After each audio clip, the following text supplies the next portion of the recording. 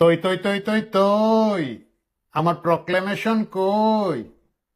আজকে সারাদিন, আজকে বলতে মানে যখন ভিডিওটি করছি তখন 15ই জানুয়ারি, সারাদিন গভীর আগ্রহে উৎকণ্ঠায় অপেক্ষা করছিলাম যে জুলাইয়ের আন্দোলনের প্রক্লেমেশনটা ডিক্লেয়ার করা হবে। কারণ আমরা জানি 31শে ডিসেম্বর আমাদের সমন্বয়করা খুব জোর গলায় বলেছিলেন নাও ওর নেভার, এক্ষুনি করতে হবে, নাহলে আর কখনোই হবে না। পীর সাহেবদের কথা লেগে যায় আমরা শুনেছিলাম, আল্লাহর অলিদের কথা লেগে যায় শুনেছিলাম, এখন দেখতেছি সমন্বয়কদের কথা লেগে গিয়েছে। নাও ওর নেভারে ওই দিন হয় নাই, আর হইলই না। সেদিন তাদেরকে বুঝিয়ে শুনিয়ে তাদেরই বড় ভাইরা যারা ভেতরে আছেন, মানে একই টিমের একদল বাইরে আছেন, একদল ভেতরে আছেন, ভেতরের ভাইরা বুঝিয়েছিলেন যে সরকার এই দায়িত্ব নিল, সরকার তোমাদের প্রক্লেমেশন লিখে দিয়ে দিবে। অন্যান্য স্টেক হোল্ডার যারা রাজনৈতিক দলগুলো আছে তাদের সাথে কথা বলে তারা এটা করবেন। বাস্তবতা হচ্ছে এরপরে আর এটা আগায় নাই, এটা কোনো চেষ্টা হয় না, এটা কোনো পাত্তাও দেয় নাই, কিছুই করে নাই। বাইরে থাকা সমন্বয়করা এটাকে একটা জনগুরুত্বপূর্ণ কাহিনী বানাতে চেয়েছিলেন, এবং সেটা বানাতে গিয়ে তারা প্রক্লেমেশনের পক্ষে জনমত করার জন্য অনেক লিফলেট বিলি করেছেন, বিভিন্ন জায়গায় তারা জনসংযোগ করেছেন। এবং আমার ধারণা যে লোকজন এখন ভাই এত দাম দিয়ে চাল কিনে খাচ্ছে, ভ্যাট নিয়ে টেনশনে আছে, তার কাছে আসলে প্রক্লেমেশন কি জিনিস এটা বোঝারই তার কোনো হেডেক নাই। আমি যদি বলি ওটা বদার না, কারণ ডাইরেক্ট আন্দোলন ছিল ভাই। শেখ হাসিনা সরকারের নামও এটাই মাস পিপুল ওইভাবে গেছে যে কারণ কি এত ছাত্র মেরে ফেলতেছে, এটা হচ্ছে ওইটা হচ্ছে গেছে। এখন আপনি এটা শেষ করার পরে বলতেছেন যে ভাই কি কারণে এই আন্দোলন করেছিলাম সেটা এখন লিখে দিব। মানে আন্দোলন শেষ, ক্ষমতার পরিবর্তন শেষ, চেয়ারে মানুষ বদল হয়েছে, আপনারা বসেছেন, বসে আপনাদের মতো করে সরকার চালাচ্ছেন। কি কারণে করছেন এটা তো পাবলিক দেখতেই পাচ্ছে, দর্শক দেখতেই পাচ্ছে। তাহলে কি কারণে এইটা করা? এর মাধ্যমে একটা জিনিস খুব সুস্পষ্ট এবং পরিষ্কার হয়ে গেল, এই যে প্রক্লেমেশনকে যে পাত্তা দিল না, এইটা হচ্ছে বৈষম্য বিরোধী ছাত্র আন্দোলনের তথাকথিত সমন্বয়কদের রাজনৈতিক ক্যারিয়ারের শেষ পেরেক। আমি দেখলাম 2-3 দিন আগে কি যেন নাম, হাসনাত আবদুল্লাহ শহীদ মিনারে একটা বক্তৃতা দিচ্ছেন। সেই বক্তৃতায় তিনি বলেছেন যারা ফেসিবাদের দোষরদের কলম টলম ভেঙে ফেলবেন, এবং আরো কি কি যেন বলছেন। লোকজন যা হয়েছে এখানে ইউটিউবার আর টেলিভিশন ক্যামেরাম্যানই বেশি, সাধারণ লোকজন, ইভেন সাধারণ ছাত্রছাত্রীরা এটাকে কোনো গুরুত্ব দিচ্ছে বলে মনে হয় নাই, পাত্তা দিচ্ছে না বলে মনে হচ্ছে। এই সময় এসে প্রক্লেমেশনকে যে পুষলই না, পাত্তাই দিল না সরকার, তাদের সরকার, বাইরের সরকার না কিন্তু। এতেই বোঝা যাচ্ছে যে সরকারের যারা ক্রিমখোর অংশ আছে তারাও মোটামুটি হাত ধুয়ে ফেলেছেন, এবং এই হাত ধোয়ায় ক্ষমতার বাইরে যারা আছেন তাদের গুরুত্ব কমে যাবে। এই যে এখন সার্জিস আলম যান আর পুলিশ স্যালুট দেয়, কোন প্রটোকলে ওনাকে স্যালুট দেয়? উনি তো একটা ছাত্র নেতা, উনি তো রাষ্ট্রে নাই। রাষ্ট্রের ভিতরে যারা আছেন 3জন ছাত্র প্রতিনিধি উপদেষ্টা আছেন, তাদেরকে স্যালুট দিবে, তারা প্রটোকল পান খুব স্বাভাবিকভাবেই। কিন্তু বাইরে যারা আছেন তারা কেন স্যালুট পাচ্ছিলেন আমি জানি না। এই স্যালুটটা কিন্তু কমে যাবে। এবং পুলিশ এমন একটা বিষাক্ত জিনিস, সিভিল প্রশাসন এমন একটা বিষাক্ত জিনিস, যেই মাত্র তারা সিগন্যাল পাবে যে ভেতর থেকে এদেরকে পাত্তা দেওয়া হচ্ছে না, তারা কিন্তু গুরুত্ব এমন ভাবে কমাবে, সুযোগ পেলে কিন্তু পেটাতে পারে, সুযোগ পেলে মাইট দিয়ে দিবে। এই জিনিসটা খেয়াল রাখতে হবে। এখন আমার একটা অনুরোধ থাকবে, এই প্রক্লেমেশন আল্লাহ যারা আছেন, আমি দেখলাম যে হাসনাত আবদুল্লাহ বলেছেন, নাকি সার্জিস আলম কেউ একজন বলেছেন যে আমাদের প্রতিনিধি যারা ভেতরে আছেন তারা প্রয়োজনে বেরিয়ে আসুন ক্ষমতা থেকে। আপনি কি মনে করেন এই যে 3 উপদেষ্টা ভেতরে আছে তারা বেরিয়ে আসবে আপনার কথায়? আপনার কথা বেরিয়ে আসবে না। সুতরাং বাইরে যারা আছেন তাদেরকে বৈষম্য বিরোধী ছাত্র আন্দোলন এবং জানাক জাতীয় নাগরিক কমিটি, জাতীয় নাগরিক কমিটির এনিওয়ে জাতীয় নাগরিক কমিটির তাদেরকে আমি বলতে চাই, রিয়েলিটি মাইনা নাও, 12টা তোমাদের বেজে যাচ্ছে। এর চেয়ে একটা রিকোয়েস্ট করি আপনাদের কাছে, সেই রিকোয়েস্টটা হচ্ছে জোক অ্যাপার্ট, আপনারা এইসব মানে প্রক্লেমেশন, এইটা সংবিধান ছুড়ে ফেলায় দিব, মুজিববাদ খামু, আরো কি কি যেন খাইতে চান না, মানে প্রতিটার সময় একটা নেগেটিভ এনার্জি, প্রতিটার সময় একটা গুন্ডামির এনার্জি, কলম ভাঙ্গা ফেলামো, এই কর্মু, এগুলো বাদ দেন। বাদ দিয়ে মূল যে কাজ সার্জিস আলম আপনার, এটা হচ্ছে যে যে যারা আহত নিহত হয়েছিলেন জুলাই আগস্টে, তাদেরকে নিয়ে যে জুলাই ফাউন্ডেশন হয়েছে, এটা গুরুত্বপূর্ণ দায়িত্বে আপনি আছেন। আমরা জানি, আমরা বিভিন্ন সময় পত্রিকায় দেখি যারা অসুস্থ, যারা আহত হয়েছেন তারা অনেকেই চিকিৎসা পাচ্ছেন না, আর্থিক সহযোগিতা পাচ্ছেন না, শহীদদের পরিবারগুলো গুরুত্ব পাচ্ছে না, তাদের অনেকেই আর্থিক সুযোগ সুবিধা পাচ্ছে না। তারা যদি একটা মামলা করতে চায়, এই মামলাগুলো কেনাবেচা হয়ে যাচ্ছে, তারা জানেই না হয়তো তাদের শহীদদের নিয়ে। দয়া করে খুব সিরিয়াসলি এই কাজটা করুন।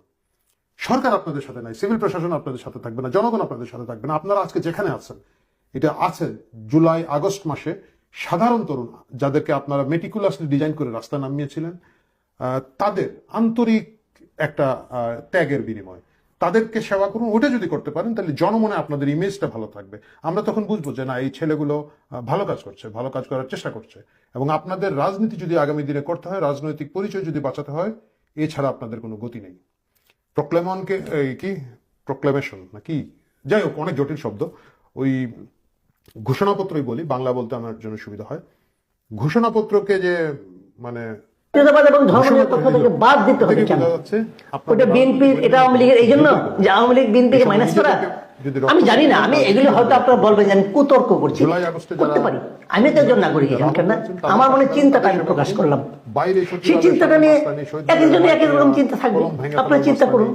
কতগুলো জিনিস আমার ভালো লেগেছে, যেমন তারা বলেছে যে সংবিধানে যদি আপনি সংশোধন করতে চান তাহলে আপনাকে গণভোট করতে হবে, এই ধরনের একটা সুপারিশ আসছে, এটা আমার খুব পছন্দ হয়েছে। তাছাড়া তারা দ্বিকক্ষ বিশিষ্ট সংসদ চালুর সুপারিশ করেছে, এটাও আমার কাছে খুব ইন্টারেস্টিং মনে হয়েছে। দ্বিকক্ষ বিশিষ্ট থাকলে যেটা ভারতে আছে, কিন্তু দ্বিকক্ষ বিশিষ্ট হলে হয় কি, চেক এন্ড ব্যালেন্স থাকে। এবং উচ্চ কক্ষ যেটা করেছে, তারা নিম্ন কক্ষে বলেছে 400 জন মেম্বার থাকবে, 300 জন একক নির্বাচনী এলাকা থেকে নির্বাচিত হবে, এবং 100 জন নারী সারা দেশের সব জেলা থেকে 100টা আলাদা আলাদা নির্বাচনী এলাকা হবে, যেখানে কেবল নারীরাই প্রার্থী হবে, অন্য কোনো প্রার্থী থাকতে পারবে না। সেই প্রার্থীরা ইলেকশনের মাধ্যমে হবে। এটা ভালো, আমার কাছে একদম এটা প্রত্যক্ষ নির্বাচন মনে হয়েছে, এবং এটা আমার কাছে খুবই ভালো লেগেছে। কিন্তু একটা জায়গায় যে আমার কাছে মনে হয়েছে এটা প্রয়োজনীয় ছিল না, সেটা হলো রাজনৈতিক দলগুলো নিম্ন কক্ষে, মানে এই যে পার্লামেন্ট, যেটা মোট আসনের ন্যূনতম 10% আসনে তরুণ তরুণীদের মধ্যে থেকে মনোনীত করবে। এটা আমার কাছে মনে হয়েছে এটা একটা জোর করে চাপিয়ে দেওয়া, অথবা ছাত্রদেরকে খুশি করার জন্য করা হয়েছে কিনা আমি জানি না। এটা অর্থহীন। তরুণ তরুণীকে বয়সে তো রাখা হয়েছে যে 21 বছর হলেই কেউ নির্বাচন করতে পারবে, যে করতে চাইবে সে করবে, সমস্যাটা কি? এটা সংবিধানের মধ্যে রাখার কোনো প্রয়োজন আছে বলে আমি পার্সোনালি মনে করি না। কিন্তু আরেকটা জিনিস, যে জিনিসটা নাকি খুবই ভালো লেগেছে আমার কাছে, সেটা হলো যে এই আমাদের যে 70 অনুচ্ছেদ আছে, যেটাতে যে কোনো দল যদি একটা সিদ্ধান্ত নেয়, তার বিপক্ষে তার দলের কোনো সংসদ সদস্য যদি ভোট দেয়, তাহলে তার মেম্বারশিপ বাতিল হয়ে যাবে। এটা তো একদম ভয়ঙ্কর একটা দাসত্বমূলক একটা ছিল বলে আমি মনে করি। সেই জায়গাটাতে একটু চেঞ্জ আনা হয়েছে। সেখানে বলা হয়েছে যে অর্থ বিল ছাড়া অন্য সকল বিলে, সকল সময় যে কোনো সংসদ সদস্য তার নিজ দলের বিরুদ্ধেও ভোট দিতে পারবে। এটা আমার কাছে খুবই পছন্দ হয়েছে। উচ্চকক্ষ সম্পর্কে বলা হয়েছে, এটা ডিটেলে পরে আলোচনা করা যাবে। উচ্চকক্ষে কিন্তু যে রাজনৈতিক দলগুলো যে সংখ্যানুপাতিক প্রতিনিধিত্ব চাচ্ছিল যে কত % ভোট তারা পাবে, সেটা ওখানে কিন্তু উচ্চকক্ষে যে কোনো পলিটিক্যাল পার্টি যদি 1% ভোট পায়, তারাই উচ্চকক্ষে তাদের মানে মেম্বারের জন্য মনোনয়নের জন্য মনোনীত করতে পারবে। তারপরে সেটা নানা পদ্ধতিতে ভোটে পাস হবে, এটা ডিটেল পরে আলোচনা করা যাবে। বাট উচ্চকক্ষ থাকাটাকে আমি পছন্দ করেছি, এবং সংখ্যানুপাতিক পদ্ধতিতে এখানে নির্বাচন হওয়ার যে ব্যাপারটা, এটা থাকাতে যে জিনিসটা হয়েছে যে সকল দলের কিন্তু একজনের প্রতিনিধিত্ব আলটিমেটলি থাকছে।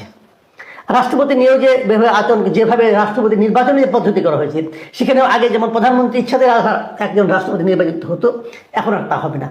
এটাও যেভাবে নির্বাচন পদ্ধতিটা, এটা আমার কাছে পছন্দ হয়েছে। প্রধানমন্ত্রীর পদটা নিয়ে বলা হয়েছে যে মাত্র তারা 2 বার থাকতে পারবে। এটা এক পরপর 2 বার হতে পারে, মাঝখানে গ্যাপ দিয়েও হতে পারে, কিন্তু 2 বারের বেশি না। এটা আমার কাছে মানে খুবই ভালো লেগেছে। এবং আরেকটা কথা বলা হয়েছে, যিনি প্রধানমন্ত্রী থাকবেন তিনি দলীয় প্রধান থাকতে পারবেন না, এবং তিনি সংসদ নেতাও হতে পারবেন না। মানে ক্ষমতার একটা মানে ভাগ করে দেওয়া, ক্ষমতাটাকে এক কেন্দ্রে না রাখার যে প্রস্তাবগুলো এসেছে, এটাও আমার কাছে পছন্দ হয়েছে। তারপর অন্তর্বর্তী সরকার এসেছে, নতুন নির্বাচনের সময় অন্তর্বর্তী সরকার থাকবে, এবং সেটা হবে অনেকটা তত্ত্বাবধায়ক সরকারের আদলে হবে। সেই ফরম্যাটগুলো ডিটেল আরো আছে, এগুলো নিয়ে পরে হয়তো আলোচনা করা যাবে।